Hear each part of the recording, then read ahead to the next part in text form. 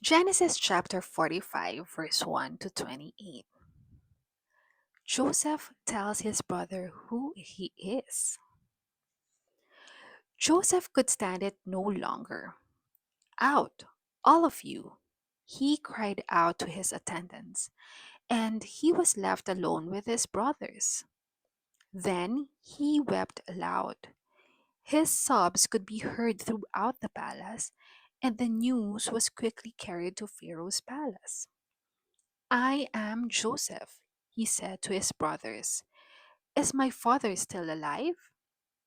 But his brothers couldn't say a word. They were so stunned with surprise. Come over here, he said. So they came closer. And he said again, I am Joseph, your brother whom you sold into Egypt.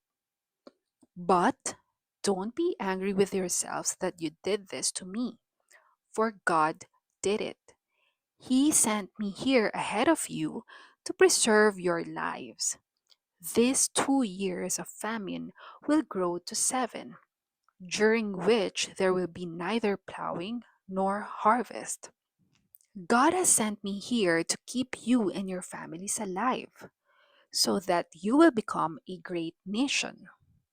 Yes, it was God who sent me here, not you.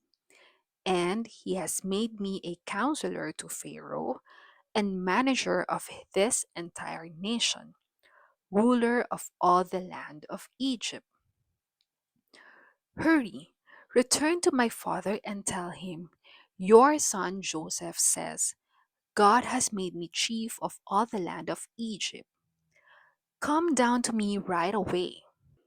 You shall live in the land of Goshen, so that you can be near me with all your children, your grandchildren, your flocks and herds, and all that you have.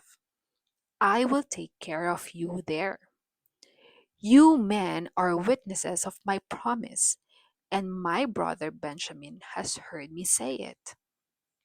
For there are still 5 years of famine ahead of us. Otherwise, you will come to utter poverty along with all your household. Tell our father about all my power here in Egypt and how everyone obeys me, and bring him to me quickly. Then, weeping with joy, he embraced Benjamin, and Benjamin began weeping too. And he did the same with each of his brothers, who finally found their tongues. The news soon reached Pharaoh. Joseph's brother have come, and Pharaoh was very happy to hear it, as were his officials. Then Pharaoh said to Joseph, tell your brothers to load their pack animals and return quickly to their homes in Canaan, and to bring your father and all of your families and come here to Egypt to live. Tell them, Pharaoh will assign to you the very best territory in the land of Egypt. You shall live off the fat of the land, and tell your brothers to take wagons from Egypt to carry their wives and little ones, and to bring your father here. Don't worry about your property, for the best of all the land of Egypt is yours. So Joseph gave them wagons, as Pharaoh had commanded, and provisions for the journey. And he gave each of them new clothes.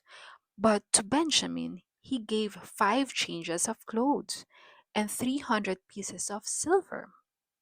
He sent his father 10 donkey loads of the good things of Egypt, and 10 donkeys loaded with grain and all kinds of other food to eat on his journey. So he sent his brothers off. Don't quarrel along the way, was his parting shot. And leaving, they returned to the land of Canaan, to Jacob their father. Joseph is alive, they shouted to him, and he is ruler over all the land of Egypt. But Jacob's heart was like a stone. He couldn't take it in. But when they had given him Joseph's messages, and when he saw the wagons filled with food that Joseph had sent him, his spirit revived. And he said, "It must be true. Joseph, my son, is alive. I will go and see him before I die."